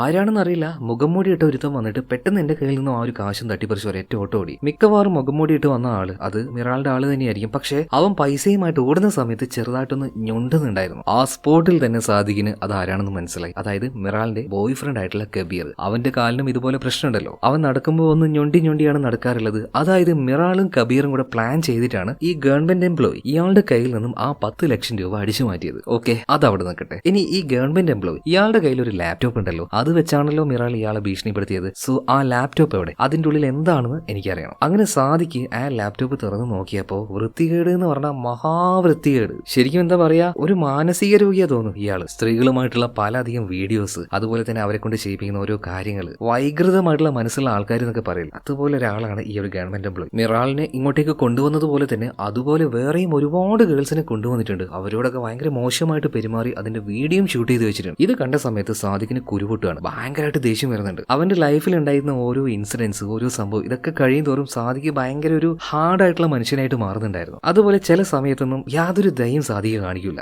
ഒന്നും നോക്കിയില്ല, കയ്യിലുണ്ടായിരുന്ന ഗണ്ണ് വെച്ച് അവിടെ വെച്ച് തന്നെ ഈ ഗവൺമെന്റ് എംപ്ലോയി ഇയാളെ വെട്ടി വെച്ച് കൊന്നു കളയുന്നുണ്ട്. കൂളായിട്ട് തന്നെ അവിടെ നിന്ന് ഇറങ്ങി വരിക. എന്നാൽ അതിനു മുൻപേ മറ്റൊരു പരിപാടി കൂടെ സാദിഖ് കാണിക്കുന്നുണ്ട്. അതെന്താന്ന് വെച്ചാൽ ഇയാൾ കൈക്കൂലി മേടിച്ച് ഇവിടെ വെച്ച ആ ഒരു കാശുണ്ടല്ലോ, അത് മുഴുവൻ എടുത്തുകൊണ്ടാണ് സാദിഖ് പോകുന്നത്. കൂടെ തന്നെ ഹാറ്റിയുണ്ട്. ഈ സമയത്ത് നമ്മുടെ സൈനലും സാവിയും വിളിക്കുന്നുണ്ട്. സാദിഖെ, നീ പറഞ്ഞതുപോലെ ആ പട്ടിയുമായിട്ട് നമ്മൾ ഈ ഒരു ഭാഗം മുഴുവനായിട്ട് മരിച്ചു പെറുക്കി നടന്നു. അവസാനം പട്ടി ഒരു വീട്ടിലേക്ക് പോയി. ആളെ ഞങ്ങൾ സ്പോട്ട് ചെയ്തിട്ടുണ്ട്. എന്നാൽ 100% കൺഫേം ചെയ്യാനും പറ്റില്ല കേട്ടോ. ആ ആള് മറ്റാരുമല്ല, നമ്മുടെ സാദിഖിനെ പല തവണയായിട്ട് ഫോളോ ചെയ്ത് ഫോട്ടോ എടുത്ത ആ ഒരു ഫോട്ടോഗ്രാഫർ ഉണ്ടല്ലോ, അയാൾ തന്നെയാണ്. എന്തായാലും കാര്യങ്ങളൊക്കെ ഒന്ന് കൺഫേം ചെയ്യട്ടെ, എന്നിട്ട് നമുക്ക് അങ്ങോട്ടേക്ക് പോകാന്ന് പറയണം. അതിനു മുന്നേ സാദിഖിന് മറ്റൊരാളെ കണ്ട് സംസാരിക്കാനാണ്. നേരെ സാദിഖ് ഇപ്പൊ പോയത് മിറാളുടെ ബോയ് ഫ്രണ്ട് ഉണ്ടല്ലോ കബീർ, അവന്റെ അടുത്തേക്കാണ്. കബീറിനെ കണ്ടപാട് തന്നെ സാദിഖ് ഒരു കാര്യം ചോദിക്കുന്നുണ്ട്. എന്തിനാടാ നീ എന്നോട് അന്ന് നുണ പറഞ്ഞത്? നുണയല്ല, നീയും മിറാളും കൂടെ വളരെ ഇമ്പോർട്ടന്റ് ആയിട്ടുള്ള ഒരു കാര്യം ചെയ്തായിരുന്നു. അതായത് ആ ഒരു ഗവൺമെന്റ് എംപ്ലോയിയുടെ കയ്യിൽ നിന്ന് കാശ് അടിച്ചു മാറ്റിയിട്ടുണ്ട്. അതെന്തുകൊണ്ട് നീ എന്നോട് പറഞ്ഞു? ഇതിങ്ങനെ പറയുന്ന സമയത്ത് കബീർ വല്ലാണ്ട് ഞെട്ടുന്നൊന്നുമില്ല കേട്ടോ. അവൻ കൂളായിട്ട് തന്നെ മറുപടി കൊടുക്കണം. എന്റെ സാറേ, ആദ്യമായിട്ട് നിങ്ങൾ എന്റെ അടുത്തേക്ക് വന്ന് ചോദിക്കുമ്പോൾ ഇതുപോലെയൊക്കെ പറയാൻ ആരെപ്പോ തയ്യാറാകും? എന്നാൽ ഞാൻ ഇപ്പൊ തുറന്നു പറയാണ്, ഞാനും അവളും കൂടെ അങ്ങനെ ഒരു പരിപാടി ചെയ്തിട്ടുണ്ട്. അത് സത്യമാണ്. അന്ന് കിട്ടിയ ആ ഒരു 10 ലക്ഷം രൂപയും കൊണ്ട് ഈ നാട് വിട്ട് പുറത്തേക്ക് പോയിട്ട് ഒന്ന് സെറ്റിൽ ആവണമെന്നായിരുന്നു എന്റെ ആഗ്രഹം. എന്നാൽ ഞാൻ പറഞ്ഞില്ലേ, അവൾക്ക് ഈ സ്പോർട്സ് കാറിനോട് ഭയങ്കര താല്പര്യമാണ്. അതുകൊണ്ട് തന്നെ അന്ന് അവിടെ വെച്ച് അവൾ എന്നോട് തെറ്റി. ഇതിനേക്കാൾ കാശുണ്ടാക്കാനുള്ള മാർഗം അതെന്താണെന്ന് എനിക്ക് അറിയാന്ന് പറഞ്ഞിട്ട് അവൾ അന്ന് പോയതാണ്. അങ്ങനെയാണ് ശരിക്കും ഞാൻ അവളെ അവസാനമായിട്ട് കാണുന്നത്. പിന്നെ എന്തോ ഇത്രയും നാളായിട്ട് അവൾ എന്നെ കോൺടാക്ട് ചെയ്തിട്ട് പോലുമില്ല. അതുപോലെ തന്നെ സാറേ, എന്റെ ഈ കാലിന്റെ മുടന്നിടല്ലോ, അത് ജന്മനാ എനിക്ക് കിട്ടിയതൊന്നുമല്ല. അതിന്റെ പിന്നിലും അവള് തന്നെയാണ്. ചെറുപ്പം മുതലേ എനിക്ക് അവളോട് ഭയങ്കര ഇഷ്ടമായിരുന്നു. കുട്ടിയായിരിക്കുമ്പോൾ 2-3 പയ്യന്മാര് വന്നിട്ട് അവളെ വല്ലാണ്ട് ബുദ്ധിമുട്ടിക്കുന്നത് കണ്ട് എനിക്കത് കണ്ട് സഹിക്കാൻ പറ്റിയില്ല സാറേ. ഞാൻ പോയിട്ട് അവന്മാരെ രണ്ടെണ്ണത്തിനെയും പിടിച്ച് ആ ബിൽഡിങ്ങിന്റെ മുകളിൽ നിന്ന് താഴെ കിട്ടുത്തങ്ങടി ചാടി. അവന്മാർക്കിട്ട് നല്ല പണി കൊടുത്തു. കൂട്ടത്തില് എനിക്കൊരു പണി കിട്ടി. എന്റെ കാല് പോയി. അവൾക്ക് വേണ്ടി ഞാൻ എന്തും ചെയ്യും സാറേ. എനിക്ക് അവളോട് അത്ര ഇഷ്ടമുണ്ട്. അതുകൊണ്ടാണ് ഇവിടുത്തെ ഈ ഒരു ലൈഫിൽ നിന്നും അവളെ രക്ഷപ്പെടുത്തി പുറനാട്ടിലേക്ക് പോയിട്ട് അവിടെ നല്ല രീതിയിൽ ജീവിക്കുക എന്ന് വിചാരിച്ചത്. പക്ഷെ എന്തോ ഇങ്ങനെയൊക്കെയായി. അവളിപ്പോ എവിടെയാണെന്ന് പോലും എനിക്കറിയില്ല. അതായത് മിറാളിനെ കാണാതായതിന്റെ പിന്നിൽ എന്തായാലും കബീർ അല്ല, കബീറിന് ആത്മാർത്ഥമായിട്ട് അവളോട് ഇഷ്ടമുണ്ട്. ഓക്കെ, എന്തായാലും ഇനി മിറാളിലേക്ക് എത്തണമെങ്കിൽ ഇനി അടുത്ത ലീഡ് എന്ന് പറയുന്നത് വിക്കിയുടെ ആ ഒരു ബോസ് ഉണ്ടല്ലോ, അയാളാണ്. അതുപോലെ തന്നെ ആ ഒരു ഗവൺമെന്റ് എംപ്ലോയി, അയാളുടെ ആ ഒരു ലാപ്ടോപ്പുമായിട്ട് ഇവർ വന്നായിരുന്നല്ലോ, അതിൽ കുറെ കാര്യങ്ങളൊക്കെ ഉണ്ടായിരുന്നു. അതിപ്പോ ഹാറ്റി പരിശോധിച്ചപ്പോൾ വിക്കി ആരാണെന്ന് ഓർമ്മയില്ലേ? അതായത് ആ ഒരു മാനേജർ ഇല്ലേ ആഡ് കമ്പനിയിലെ, അവിടെ നിന്നും ലേഡീസിനെ കൊണ്ടുവന്ന് ആ ഒരു ബോസിന് കൊടുക്കുന്ന ആളാണ് ഈ വിക്കി. എന്തായാലും വിക്കി അവിടെ നിൽക്കട്ടെ, വിക്കിയുടെ ബോസിന്റെ കാര്യം നമുക്ക് നോക്കാം. അപ്പൊ ആ ഒരു ബോസും ഈ മരിച്ചുപോയ ഗവൺമെന്റ് എംപ്ലോയി, മരിച്ചുപോയതല്ല, നമ്മുടെ സാധിക്ക് പോകുന്നതാണ്. അപ്പോൾ അവർ രണ്ടുപേരും തമ്മിൽ ഒരുപാട് കോൺവെർസേഷന്റെ ഡീറ്റെയിൽ ആ ലാപ്ടോപ്പിൽ ഉണ്ടായിരുന്നു. എന്നെങ്കിലും ആ ഒരു ബോസിനെ ഇത് വെച്ച് ബ്ലാക്ക്മെയിൽ ചെയ്യാമെന്ന് കരുതിയിട്ടായിരിക്കും ആ എംപ്ലോയി അതവിടെ എടുത്തു വെച്ചത്. എന്തായാലും ഈ ഒരു കോൺവെർസേഷൻ ഉപയോഗിച്ചുകൊണ്ട് തന്നെ ഇനി ആ ഒരു ബോസിനെ ഇവർക്ക് ബ്ലാക്ക്മെയിൽ ചെയ്യാം. അതുവഴി എന്താണ് മിറാളിന് സംഭവിച്ചതെന്ന് ഇവർക്ക് അറിയാനും പറ്റും. ഇതിനിടയിൽ വേറൊരു സംഭവം ഉണ്ടായി. അതായത് സാദിഖിന്റെ 2 കൂട്ടുകാരുണ്ടല്ലോ, സൈനലും സാവി, ഇവർ രണ്ടുപേരും ആ ഒരു ഫോട്ടോഗ്രാഫറിന്റെ പിന്നാലെയാണ്. അതായത് ആ നായുടെ യഥാർത്ഥ ഉടമ. എന്നാൽ ഇന്നലെ ഒരു സംഭവം ഉണ്ടായി. ആ ഫോട്ടോഗ്രാഫറും അതുപോലെ തന്നെ വേറൊരാളും കൂടെ സ്ട്രീറ്റിൽ വെച്ച് ഭയങ്കരമായിട്ട് വഴക്കുണ്ടായിട്ട് പിന്നെ അത് അടിയിലേക്ക് വരെ പോയിട്ടുണ്ട്. അന്ന് രാത്രി താരിഖിനെ തല്ലാൻ വേണ്ടി വന്നില്ലേ, ആ കൂട്ടത്തില് ഈ ഫോട്ടോഗ്രാഫറെ തല്ലിയ ആളുണ്ട്. അവന്റെ പേര് ബുറാക്ക് എന്നാണ്. അപ്പൊ ഈ ബുറാക്ക് പോയിട്ട് ഫോട്ടോഗ്രാഫറെ തല്ലണമെങ്കിലും അതുപോലെ തന്നെ ഈ നായ അതിന്റെ ഓണർ ഈ ഫോട്ടോഗ്രാഫർ ആവണമെങ്കിലും അപ്പൊ പിന്നെ ഇവർക്ക് സംശയിച്ചൂടെ, ഈ ഫോട്ടോഗ്രാഫർക്ക് ഈ ഒരു പരിപാടിയുമായിട്ട് എന്തോ ഒരു ബന്ധമുണ്ട്. അതുകൊണ്ട് തന്നെ അവനെ പൊക്കുകയാണ്. പൊക്കിയപാട് തന്നെ നല്ല പെട കൊടുക്കുന്നുണ്ട്. ഇതിനുശേഷമാണ് കാര്യങ്ങൾ ചോദിക്കുന്നത്. അതുപോലെ അവന്റെ ആ ഒരു ഫോട്ടോ, അതിന്റെ ആ ഒരു കളക്ഷൻ, ഇതെല്ലാം നോക്കിയപ്പോൾ പല തവണയായിട്ട് ഇവൻ മറഞ്ഞിരുന്നു കൊണ്ട് സാദിഖിന്റെ ഫോട്ടോ എടുത്ത കാര്യം ഇവർക്ക് മനസ്സിലായി. കാരണം ഒരുപാട് സാദിഖിന്റെ ഫോട്ടോകൾ ഇവന്റെ കയ്യിലുണ്ടായിരുന്നു. അതിന്റെ പുറമെ തന്നെ മരിച്ചുപോയ ആ ഒരു ജാസ്മിൻ ഉണ്ടല്ലോ, താരിഖിന്റെ വൈഫ്, ആ ജാസ്മിനും ബുറാക്കും തമ്മിൽ റിലേഷനിലിരിക്കുന്ന ആ ഒരു അവിഹിതത്തിന്റെ ആ ഒരു ഫോട്ടോ ഉണ്ടല്ലോ, അതുകൂടെ ഇവർക്ക് കിട്ടുകയാണ്. അതായത് യഥാർത്ഥത്തിൽ ബുറാക്കുമായിട്ടാണോ അവൾക്ക് അവിഹിത ബന്ധം ഉണ്ടായിരുന്നത്? പറയടാ, എന്തെവിടെ ശരിക്കും നടക്കുന്നത്? മറ്റൊരു രക്ഷയില്ലാത്തത് കൊണ്ട് ഈ ഒരു ഫോട്ടോഗ്രാഫർ ഉണ്ടല്ലോ, തത്തയല്ല താറാവ് പറയുന്നത് പോലെ എല്ലാ കാര്യങ്ങളും പറയാം. അതായത് യഥാർത്ഥത്തിൽ ജാസ്മിൻ ഈ ഒരു ബുറാക്കുമായിട്ടുമായിരുന്നില്ല പ്രണയം. ഈ ഫോട്ടോഗ്രാഫർ ഇല്ലേ, ഇയാളുമായിട്ടായിരുന്നു പ്രണയം. ചെറുപ്പം മുതലേ അവർക്കിടയിൽ ഇഷ്ടമുണ്ടായിരുന്നു. എന്നാൽ അതിനിടയിൽ കയറി വന്ന ആളാണ് താരിഖ്. അവൻ അത്യാവശ്യം പൈസയുള്ള ആളാണ്. അതുപോലെ തന്നെ ജാസ്മിന്റെ ഫാമിലിയെ ഫോഴ്സ് ചെയ്ത് താരിഖ് അവളെ വിവാഹം കഴിച്ചു. എന്നാൽ നല്ല രീതിയിലാണ് നോക്കിയത്. അല്ല, എന്നും അവളെ മർദ്ദിക്കും. നരകം പോലൊരു ലൈഫായിരുന്നു അവൾക്ക്. പിന്നീട് ആ ഒരു ലൈഫിൽ നിന്ന് രക്ഷപ്പെടണമെന്ന് ജാസ്മിന് നല്ല താല്പര്യം ഉണ്ടായിരുന്നു. അതുകൊണ്ട് തന്നെ അവളുടെ പഴയ കാമുകൻ ഫോട്ടോഗ്രാഫറോട് സഹായം തേടി. അവൻ എപ്പോഴും അവളോട് ഇഷ്ടമായിരുന്നു. അങ്ങനെ അവർ രണ്ടുപേരും കൂടെ പ്ലാൻ ചെയ്തു താരിഖിനെ കൊല്ലാനായിട്ട്. എന്നാൽ ആ ഒരു കൊലപാതകം ചെയ്തു കഴിഞ്ഞ് ആ കൊലപാതകം തലയിൽ ഇട്ടുകൊടുക്കാനായിട്ട് ഒരു പ്രതിയെ വേണമല്ലോ, ആരും ചോദിക്കാനും പറയാനും ഇല്ലാത്ത ഒരു പാവ മനുഷ്യൻ. അങ്ങനെ ഒരാളെ ഈ ഒരു ഫോട്ടോഗ്രാഫർ തേടി നടക്കുമ്പോഴാണ് സാദിഖിനെ കണ്ടത്. അതായത് അവന് പറയാനായിട്ട് ആരുമില്ല. കുറെ നാളായിട്ട് ഇവിടെ ഇങ്ങനെ വന്ന് താമസിക്കുന്നുണ്ട്, കൂട്ടത്തിൽ ആരെയും കാണുന്നുമില്ല, ഒരു പാവം സാധാരണ മനുഷ്യൻ. അങ്ങനെ ഫോട്ടോഗ്രാഫർ സാദിഖിനെ തന്നെ അതിനുവേണ്ടി സെലക്ട് ചെയ്യാണ്. അതായത് കൊലപാതകം ചെയ്ത് അത് അവന്റെ തലയിൽ ഇട്ട് കൊടുക്കാൻ തീരുമാനിച്ചു. എന്നാൽ അതൊരു റോങ് സെലക്ഷൻ ആയിരുന്നു. ആരാണ് ഈ മനുഷ്യൻ എന്ന് അറിഞ്ഞിരുന്നെങ്കിൽ ഫോട്ടോഗ്രാഫർ ഒരു കാരണവശാലും ഈ പരിപാടി ചെയ്യാൻ നിൽക്കില്ലായിരുന്നു. എന്നാൽ താരിഖിനെ കൊല്ലാൻ തീരുമാനിച്ചു. താരിഖിനെ ആര് കൊല്ലും? അതിനു വേണ്ടിയിട്ട് ജാസ്മിനും ഈ ഒരു ഫോട്ടോഗ്രാഫർ രണ്ടുപേരും സെലക്ട് ചെയ്ത ആളാണ് ബുറാക്ക്. കാരണം ജാസ്മിനെ താരിഖ് വിവാഹം ചെയ്തു കഴിഞ്ഞ ആ ഒരു സമയത്ത് തന്നെ ജാസ്മിന്റെ മേത്തൊരു കണ്ണുള്ള ആളായിരുന്നു ഈ ബുറാക്ക്. എപ്പോഴും അവളുടെ പിന്നാലെ തന്നെയാണ്. അപ്പൊ അവനെ തന്നെ ഈ പരിപാടിക്ക് വേണ്ടി യൂസ് ചെയ്യാം എന്നിവർ തീരുമാനിച്ചു. അതുകൊണ്ട് തന്നെ ജാസ്മിൻ ഈ ബുറാക്കിനോട് ഒരു ഇഷ്ടം കാണിക്കാൻ തുടങ്ങി. പിന്നീട് ആ ഒരു പ്രണയം അത് സത്യമാണെന്ന് വിചാരിച്ച് ബുറാക്ക് അവസാനം താരിഖിനെ കൊല്ലാമെന്ന് വരെ സമ്മതിച്ചു. അതുപോലെ അന്ന് ജാസ്മിൻ വീട്ടിലേക്ക് വന്നപ്പോൾ ഈ അമ്മായിക്ക് നന്നായിട്ട് കള്ളു കൊടുത്തായിരുന്നു. പിന്നീട് ബോധം കെടുത്തി കെടുത്തിയില്ലേ. പിന്നീട് അങ്ങോട്ടേക്ക് ആ ഒരു ഫോട്ടോഗ്രാഫർ വന്ന് നമ്മുടെ സാദിഖിന്റെ റൂമിൽ പോയിട്ട് ന്യൂഡായിട്ടുള്ള ഫോട്ടോ എടുത്തതും അവൻ തന്നെയായിരുന്നു. പക്ഷേ ഇവർ കാര്യങ്ങൾ പ്ലാൻ ചെയ്യുന്ന സമയത്ത് താരിഖ് എങ്ങനെയൊക്കെയോ ഈ ബുറാക്കും ജാസ്മിനും തമ്മിലുള്ള ഒരു ബന്ധം മനസ്സിലാക്കിയിട്ട് ഒരു ദിവസം വീട്ടിലേക്ക് കയറി വന്നിട്ട് ഒന്നും നോക്കിയില്ല, താരിഖ് ജാസ്മിനെ വെട്ടിവെച്ച് കൊന്നു കളഞ്ഞു. പിന്നീട് ഈ കാര്യം സംസാരിക്കാനായിട്ട് ബുറാക്കിനെയും ഇങ്ങോട്ടേക്ക് വിളിച്ചു വരുത്തിയായിരുന്നു. എന്നാൽ ബുറാക്ക് നേരത്തെ തന്നെ ഒന്ന് അലേർട്ട് ആയിട്ടുണ്ടായിരുന്നു. അവന്റെ കയ്യിൽ ഒരു ഗണ്ണുണ്ടായിരുന്നു. താരിഖ് ബുറാക്കിനെ ഷൂട്ട് ചെയ്യുന്നതിന് മുന്നേ തന്നെ ബുറാക്ക് താരിഖിനെ വെട്ടിവെച്ച് കൊന്നുകളയാണ്. അങ്ങനെയാണ് ജാസ്മിനും താരിഖും വീട്ടിൽ വെച്ച് മരണപ്പെടുന്നത്. എന്നാൽ ഈ ഒരു സംഭവങ്ങളൊക്കെ, അതായത് താരിഖിനെ വെടിവെച്ച് കൊല്ലുന്ന കാര്യം, അതായത് ബുറാക്ക് കൊല്ലുന്ന കാര്യം, ഫോട്ടോഗ്രാഫർ ഒരു ഫോട്ടോ എടുത്തിട്ടുണ്ടായിരുന്നു. ആ സമയത്ത് അവൻ അവിടെ ഉണ്ടായിരുന്നു. എന്തായാലും ജാസ്മിന് നഷ്ടമായി, അവള് മരിച്ചുപോയി. എന്നാ കാശെങ്കിലും ഉണ്ടായിക്കോട്ടെ എന്ന് കരുതിയിട്ട് ആ പിക്ചർ ഉണ്ടല്ലോ, ബുറാക്ക് താരിഖിനെ കൊല്ലുന്ന ഒരു ചിത്രം, അത് വെച്ച് ബുറാക്കിനെ ബ്ലാക്ക്മെയിൽ ചെയ്തു. അതിന്റെ പേരിലാണ് ആ രണ്ടുപേരും അന്ന് സ്ട്രീറ്റിൽ വെച്ച് വഴക്കുണ്ടായത്. പിന്നീട് ഈ ഒരു ഫോട്ടോഗ്രാഫർ ഇയാൾ പറഞ്ഞതുപോലെ തന്നെ ഒരു 3 ലക്ഷം രൂപ ഈ ബുറാക്ക് കൊടുക്കാന്ന് സമ്മതിച്ചു. അത് കൊടുക്കാനായിട്ട് അധികം വൈകാതെ അവൻ വരും. സോ പിന്നീട് കുറച്ച് ആക്ഷനും കാര്യങ്ങളൊക്കെ അവിടെ ഉണ്ടാകുകയാണ്. അവസാനം ഇവർ ആ ഒരു ബുറാക്കിനെ പിടിക്കുകയാണ്. മാത്രമല്ല രണ്ടുപേരെയും പിന്നീട് പോലീസിൽ ഏൽപ്പിക്കുന്നുണ്ട്. അപ്പൊ ആ ഒരു പ്രശ്നം അവിടെ തീർന്നേ. ഇനി ഇപ്പൊ അടുത്ത പ്രശ്നം, കാണാതായ മിറാൾ. അവൾക്ക് എന്ത് പറ്റി? അപ്പൊ അവളുടെ അടുത്തേക്ക് എത്തണമെങ്കിൽ ഇനി ഒരേ ഒരാളും കൂടി ഉണ്ട്, ബോസ്, അതായത് വിക്കിയുടെ ബോസ്. സോ ആ വീട്ടിലേക്ക് ഇവർ പോകുന്നുണ്ട്. എന്നാൽ ഒറ്റയടിക്ക് അങ്ങോട്ടേക്ക് അങ്ങ് കയറി ചെല്ലാൻ കഴിയില്ല. അതുകൊണ്ട് തന്നെ ഇയാളുടെ വീട്ടിൽ നിന്നും ഇറങ്ങി വന്ന ഒരു ലേഡി, അതിനുവേണ്ടി തന്നെ ആ പരിപാടിയെല്ലാം കഴിഞ്ഞ് തിരിച്ചു വരുന്ന സമയത്ത് അവരെ ഇവർ പൊക്കുകയാണ്. എന്നിട്ട് ചോദിക്കുകയാണ് ഉള്ളിൽ ബോഡി ഗാർഡ്സ് ഉണ്ടോ, അതുപോലെ തന്നെ ആയുധങ്ങളുണ്ടോ? പറയുകയാണെങ്കിൽ നിങ്ങൾ ഒന്നും ചെയ്യാതെ വിടുന്നു പറയാം. അവളാകെ പേടിച്ചു പോവാണ്. ഉള്ളിൽ ആരുമില്ല, ഗാർഡ്സും ഇല്ല, അവന്റെ കയ്യിൽ ഗണ്ണും ഇല്ല. എന്നാ പിന്നെ നീ പോയിക്കോന്ന് പറഞ്ഞിട്ട് അവളെ വിട്ടയക്കുകയാണ്. ഇതിനുശേഷം ധൈര്യമായിട്ട് തന്നെ സാദിഖും ടീമും കൂടെ ഉള്ളിലേക്ക് പോകുന്നുണ്ട്. ആ ഒരു ബോസിനെ പിടിക്കുകയാണ്. പിന്നീട് ഇയാളോടും ഇതേ സെയിം ചോദ്യം തന്നെ ചോദിക്കുകയാണ്, മിറാൾ അവൾ എവിടെ പോയി? അവളെ നീ കൊന്നു കളഞ്ഞോ എന്ന് ചോദിക്കുമ്പോൾ ബോസ് പറയണം, അങ്ങനെയൊന്നും പറയല്ലേ, ഞാനതൊന്നും ചെയ്തിട്ടില്ല. പക്ഷേ ഒരു തവണ അവൾ ഇവിടെ വന്നിട്ടുണ്ട്, അതുകൊണ്ട് തന്നെ എന്റെ ചില വിവരങ്ങൾ അവൾക്ക് കിട്ടിയിട്ടുണ്ട്. പിന്നീട് അവളുടെ കയ്യിൽ എന്തൊക്കെയോ ചില സംഭാഷണങ്ങളുടെ റെക്കോർഡുകൾ ഉണ്ടായിരുന്നു. അതായത് ആ ഒരു ഗവൺമെന്റ് എംപ്ലോയിയുടെ ലാപ്ടോപ്പിൽ നിന്ന് എടുത്താണ്. അത് വെച്ച് അവൾ എന്നെ ബ്ലാക്ക്മെയിൽ ചെയ്യാൻ തുടങ്ങി. എന്റെ കയ്യിൽ നിന്നും വലിയൊരു തുക അവൾ ചോദിച്ചു, 50 ലക്ഷം രൂപ. ഞാനത് എന്റെ ആളുകളുടെ കയ്യിൽ കൊടുത്ത് അയക്കുകയും ചെയ്തു. എന്നാൽ അത് നേരിട്ട് വാങ്ങാതെ വേഷം ധരിച്ചുകൊണ്ട് 2 ആൾക്കാർ വന്നിട്ട് അങ്ങനെയാണ് അവൾ ആ ഒരു കാശ് എന്റെ കയ്യിൽ നിന്ന് മേടിച്ചത്. അതായത് കഥയുടെ ആരംഭത്തിൽ നമ്മൾ കണ്ട ആ ഒരു സീനില്ലേ, അത് തന്നെ. ആ കാറിൽ നിന്നും ഒരു സൂട്ട് കേസ് എടുത്തുകൊണ്ടുപോയില്ലേ, അതിൽ ഒരാള് മിറാളായിരുന്നു. മറ്റേ ആള് ഒരു ഞൊണ്ടിയാണ് നടന്നിരുന്നത് എന്ന് ചോദിച്ചപ്പോൾ ഇപ്പൊ ഈ ഒരു ബോസ് പറയണം, അതൊന്നും ഞാൻ നോക്കിയില്ല. പക്ഷെ ഒരുമാതിരി ഒരു വല്ലാത്ത വൃത്തിയായിട്ട ചിരി അവനുണ്ടായിരുന്നു. ആളെ ഒരുമാതിരി ഒരു ഊക്കിയ ചിരി. ഇതിൽ കൂടുതലായിട്ട് എനിക്കൊന്നും അറിയില്ല എന്ന് പറയണം. അതേ സമയത്ത് തന്നെ ഇയാൾ പറയാണ്, എന്റെ കയ്യിൽ ഒരുപാട് കാശുണ്ട്, എത്ര വേണമെങ്കിലും ഞാൻ നിനക്ക് തരാം. ഇനിയിപ്പോ വേറെ വല്ല ഇഷ്യൂ ഉണ്ടെങ്കിൽ അതും ഞാൻ തീർത്തു തരാം. ഒരു കാരണവശാലും എന്നെ ഒന്നും ചെയ്യരുത്. അതായത് കയ്യിൽ കുറെ അധികം കാശുണ്ട്, ഇൻഫ്ലുവൻസ് ഉണ്ട് എന്ന രീതിയിൽ ഇവൻ സംസാരിച്ചപ്പോൾ സാദിഖിന് ചെറുതായിട്ടൊന്ന് കുരുപൊട്ടുന്നുണ്ട്. കാരണം അധികാരവും സമ്പത്തും കയ്യിലുള്ള ആൾക്കാർ എന്തും ചെയ്യാമെന്നുള്ള ആ ഒരു ആറ്റിറ്റ്യൂഡിൽ സാദിഖിനോട് സംസാരിക്കുന്നത് അവന് തീരെ ഇഷ്ടമല്ല. പണ്ട് മുതലേ ഇഷ്ടമല്ല. ഒരു പരിധി വരെ അവന്റെ ലൈഫ് ഇതുപോലെ കോഞ്ഞാട്ടാവാൻ കാരണം അങ്ങനെയുള്ള കുറച്ച് ആൾക്കാരാണ്. അതുകൊണ്ട് ഈ രീതിയിൽ സംസാരിച്ചതുകൊണ്ട് ഈ ബോസിന് നോക്കിയിട്ട് സാദിഖ് പറയണം, എന്റെ പൊന്നു മോനെ, ഞാൻ ചോദിച്ചതിന് മാത്രം മറുപടി പറഞ്ഞ് നീ ഇവിടെ ഇരിക്കുകയാണെങ്കിൽ ഞാൻ നിന്നൊന്നും ചെയ്യില്ലായിരുന്നു. പക്ഷേ പണവും അധികാരം ഉണ്ടെങ്കിൽ എന്തും ചെയ്യാമെന്നുള്ള ഈ ആറ്റിറ്റ്യൂഡ് ഉണ്ടല്ലോ, അത് നല്ലതല്ല. ചിലപ്പോൾ വരും കാലങ്ങളിൽ നിന്റെ ഈ ആറ്റിറ്റ്യൂഡും വെച്ച് നീ വേറെ ആൾക്കാർ എന്തെങ്കിലുമൊക്കെ ചെയ്തു കളഞ്ഞാലോ. അതുകൊണ്ട്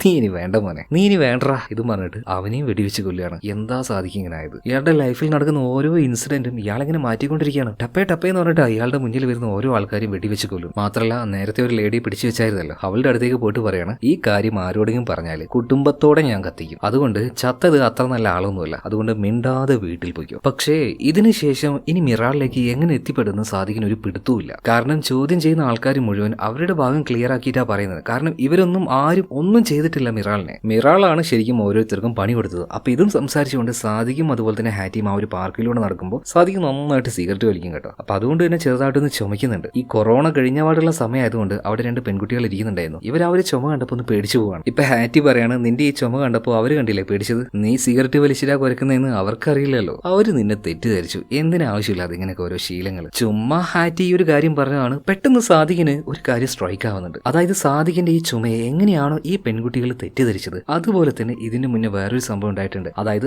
ആദ്യമായിട്ട് മിറാളുടെ റൂമിലേക്ക് പോയപ്പോൾ ചാവി മേടിക്കാനായിട്ട് ആ ഹൗസ് ഓണർ മുത്തശ്ശിയുടെ പേരക്കുട്ടിയായിട്ടുള്ള കരീം വന്നായിരുന്നു. അവനും ഇതുപോലെ മാസ്ക് ഇട്ടുകൊണ്ട് ഒരു വ്യത്യസ്തമായിട്ടാണ് ചിരിച്ചത്. അതൊരു ചുമയായിട്ട് അവന് തോന്നിയില്ല, അതായത് സാദിഖിന് തോന്നിയില്ല. പിന്നെ എന്താണ് ഇങ്ങനെ ചുമക്കുന്നതെന്ന് ചോദിച്ചപ്പോൾ അത് ആസ്മയുടെ പ്രശ്നമാണ് എന്നൊക്കെ പറഞ്ഞിട്ട് അവൻ ഒഴിഞ്ഞു മാറിയായിരുന്നു. എന്നാൽ അവനത് ചുമച്ചതല്ല, ഒരുമാതിരി ആളെ ഊക്കുന്ന രീതിയിൽ ഒരുമാതിരി ഒരു ചിരി ചിരിച്ചതാണ്. വേറൊരു കാര്യം കൂടെ സാദിഖിന് ഓർമ്മ വരുന്നുണ്ട്. അതായത് ഇപ്പൊ തട്ടിക്കളഞ്ഞ ഒരു ബോസ് ഉണ്ടല്ലോ, ആ ബോസ് പറഞ്ഞൊരു കാര്യം, പൈസ കൈ കെട്ടി കഴിഞ്ഞപ്പോൾ അവൻ ഒരുമാതിരി മറ്റേടത്തെ ഒരു ചിരി ഇരിക്കുന്നുണ്ടായിരുന്നു. രണ്ടും കൂടി അങ്ങോട്ടും ഇങ്ങോട്ടും കണക്ട് ചെയ്ത സമയത്ത് സാദിഖിന് ആളെ പിടുത്തം കിട്ടി. അതായത് മിറാളിന്റെ കൂടെ അന്ന് ആ 50 ലക്ഷം അടിച്ചു മാറ്റാനായിട്ട് അവളുടെ കൂടെ ഉണ്ടായിരുന്ന ആള് അത് മറ്റാരുമല്ല, കരീം തന്നെയാണ്. അതായത് സംഗതി എന്താ നിങ്ങൾക്ക് മനസ്സിലായോ? ഈ മിറാളിന്റെ ശരിക്കുള്ള ബോയ് ഫ്രണ്ട് കബീർ, ഇവർ രണ്ടുപേരും കൂടിയിട്ട് ആ ഒരു ഗവൺമെന്റ് എംപ്ലോയിയുടെ കയ്യിൽ നിന്ന് 10 ലക്ഷം രൂപ അടിച്ചു മാറ്റി. ആ കാശുമായിട്ട് പുറത്തു പോകണം എന്നായിരുന്നു കബീറിന്റെ ആഗ്രഹം. എന്നാൽ മിറാലിനെ ഇനി ഒരുപാട് കാശുണ്ടാക്കണം, അതുപോലെ തന്നെ സ്പോർട്സ് കാർ വാങ്ങണം, അതൊക്കെയായിരുന്നു അവളുടെ ആഗ്രഹം. അതുകൊണ്ട് നീ എന്റെ കൂടെ നിന്നിട്ടില്ലെങ്കിൽ കുഴപ്പമില്ല, എനിക്ക് കാശുണ്ടാക്കാനുള്ള വേറെ വഴി അറിയാന്ന് പറഞ്ഞിട്ട് അന്ന് മിറാൾ പോയല്ലോ. അന്ന് അവൾ പോയത്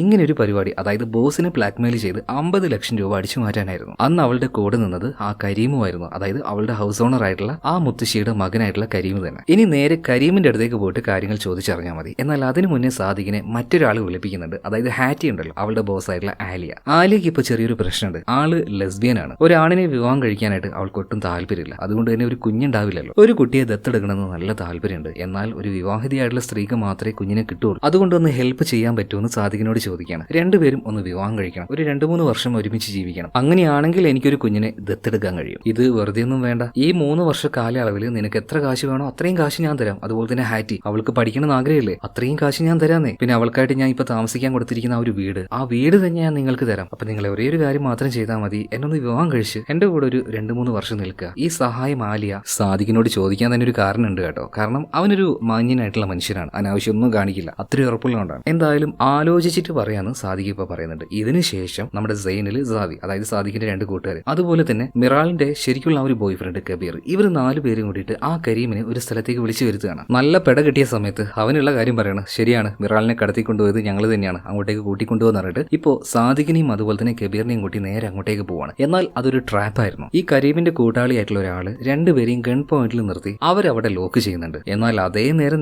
നേരമല്ല കുറച്ച് കഴിഞ്ഞ് അങ്ങോട്ടേക്ക് വന്ന സൈനിലും സാവിയും കൂടെ തന്ത്രപൂർവ്വം ഈ കരീമിനെയും അവന്റെ സഹായിയും അടിച്ചു വീഴ്ത്തി അവരിപ്പോ ഗൺ പോയിന്റിൽ നിർത്തുകയാണ്. എന്നിട്ട് കരീമിനോട് ചോദിക്കുന്നുണ്ട് എന്താടാ സംഭവിച്ചത്. അങ്ങനെ വേറെ ഒരു രക്ഷയില്ലാത്തതുകൊണ്ട് തന്നെ കരീം എല്ലാ കാര്യങ്ങളും പറയാൻ തുടങ്ങുകയാണ്. അതായത് അന്ന് രാത്രി ആ ഒരു ബോസിനെ ബ്ലാക്ക്മെയിൽ ചെയ്ത് അയാളുടെ ആ ഒരു 50 ലക്ഷം രൂപ അത് മേടിക്കാൻ പോയത് ഞാനും അതുപോലെ തന്നെ മിറാലുമാണ്. എല്ലാം മേടിച്ചു കഴിഞ്ഞ് തിരിച്ചു വന്നപ്പോൾ അതിന്റെ ഒരു ഷെയർ ഞാൻ ചോദിച്ച സമയത്ത് അവൾ എന്നെ വല്ലാണ്ടിട്ട് കളിയാക്കി. ഞാൻ എന്തോ ഒരു ഉണ്ണാക്കൻ എന്ന രീതിയിൽ അവളൊന്ന് സഹായിച്ചതിന്റെ പേരിൽ ഞാൻ ഷെയർ ചോദിക്കാൻ പാടില്ല പോലും. എന്നെ നക്കാപ്പിച്ച പൈസയും തന്ന് ഒതുക്കാൻ വേണ്ടി അവൾ നോക്കി, എന്നെ വല്ലാണ്ട് അപമാനിച്ചു, എന്നെ അവിടെ നിന്ന് അടിച്ചിറക്കി അവൾ. നിങ്ങളൊന്ന് ആലോചിച്ച് നോക്കിയാൽ അവൾക്ക് വേണ്ടി വലിയൊരു സഹായം ചെയ്തു കൊടുത്തിട്ട് എന്നെ ഒരുമാതിരി ഒരു എരപ്പാളി മണ്ണുണ്ണിയാക്കിയിട്ട് അടിച്ച് പുറത്താക്കിയിട്ടുണ്ടെങ്കിൽ എനിക്കത് സഹിക്കാൻ പറ്റുമോ? സഹിക്കാൻ പറ്റിയില്ല. നന്നായിട്ട് എനിക്ക് നൊന്തു. പ്രതികാരം വീട്ടണമെന്ന് തന്നെ ഞാൻ തീരുമാനിച്ചു. അതിനായിട്ട് ഞാൻ എന്റെ ഈ സുഹൃത്ത്, അതായത് ഇവരിപ്പോ ഇവിടെ പിടിച്ചു വെച്ച ആളില്ലേ, അവനെയും കൂട്ടി വന്നിട്ട് അവളെ നന്നായിട്ട് ഉപദ്രവിച്ചു. അവളുടെ കയ്യിൽ നിന്നും ആ ഒരു 50 ലക്ഷം രൂപ ഇവർ മേടിച്ചെടുത്തു. മാത്രമല്ല ഇപ്പൊ മിറാൾ എവിടെയെന്ന് സാദിഖ് ചോദിച്ചപ്പോൾ അപ്പുറത്തുണ്ട് എന്ന് പറയാണ്. പിന്നീട് കരീം പറഞ്ഞ ആ ഒരു ഭാഗത്തേക്ക് ഇവർ ചെന്ന് നോക്കുമ്പോൾ ചീഞ്ഞളിഞ്ഞ് ഏകദേശം ആ ഒരു പരിവായി കിടക്കുന്ന മിറാളിന്റെ ബോഡി കാണുക. അതുപോലെ തന്നെ അതിന്റെ അപ്പുറത്തെ റൂമിൽ ഒരു ബെഡിൽ കുറച്ച് ദിവസമായിട്ട് ഒരു സ്ത്രീയെ കെട്ടിയിട്ടതിന്റെ പാടുകൾ,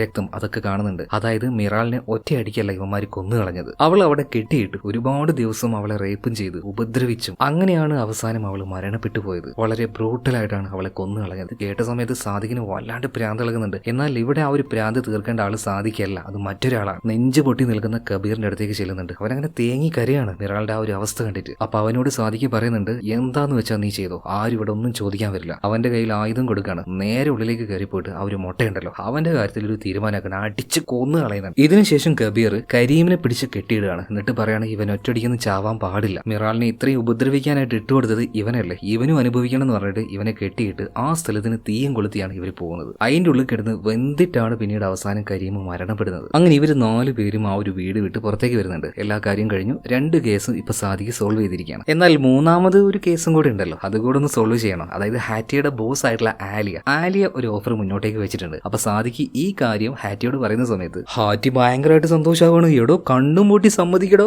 ഇനിയുള്ള 3 വർഷം എനിക്ക് എത്ര വലിയ പഠിപ്പ് വേണമെങ്കിലും പഠിക്കാം, അതിനുള്ള കാശ് എന്തായാലും ആലിയ തരാൻ പോവല്ലേ. പോരാത്തതിന് ഞാനിപ്പോ താമസിക്കുന്ന വീട് അത് നമുക്ക് സ്വന്തമായിട്ട് തരുകയും ചെയ്യും. അതുപോലെ എന്റെ പഠിത്തം കഴിഞ്ഞ് വരുന്നത് വരെ സാദിഖേ നീ വേറെ എവിടെയും വേറൊരു പെണ്ണിന്റെയും പിറകാലെ പോയില്ലല്ലോ, ആ ഒരു കോൺഫിഡൻസ് എനിക്കുണ്ട്. പിന്നെ എന്റെ ബോസ് ആയിട്ടുള്ള ആലിയ ആളൊരു ലെസ്ബിയൻ ആണ്, അവരുമായിട്ട് നിനക്ക് യാതൊരു റിലേഷനും ഉണ്ടാകാൻ പോകുന്നില്ല. എന്തുകൊണ്ട് നല്ലൊരു ഓഫറാണ്, കണ്ണും പൊട്ടി സ്വീകരിച്ചോന്ന് പറയണം. അങ്ങനെ ആലിയോട് ഈ കാര്യത്തിന് ഡീല് പറയാൻ വേണ്ടിയിട്ട് സാദിഖും അതുപോലെ തന്നെ ഹാറ്റിയും പോവാണ്. ഇത് കാണിച്ചുകൊണ്ട് സിനിമ ഇവിടെ തീരുന്നുണ്ട്. കഥ അത്യാവശ്യം ലോങ് ആയി പോയി എന്നറിയാം. പക്ഷെ ഇതുപോലെയുള്ള ക്രൈം മൂവികൾ ചെയ്യുന്ന സമയത്ത് ഒരുപാട് ഡീറ്റെയിലിംഗ് ഉണ്ടാവും. അത് പറഞ്ഞിട്ടില്ലെങ്കിൽ കഥയുടെ രസം പോകും. അതുകൊണ്ടാണ് അപ്പോൾ ഇത്രയും ലോങ് ആയിട്ട് വരുന്നത്. അപ്പൊ എന്തായാലും ഇതിനേക്കാൾ നല്ലൊരു കഥയുമായിട്ട് നമുക്ക് നാളെ വീണ്ടും കാണാം. Okay, by.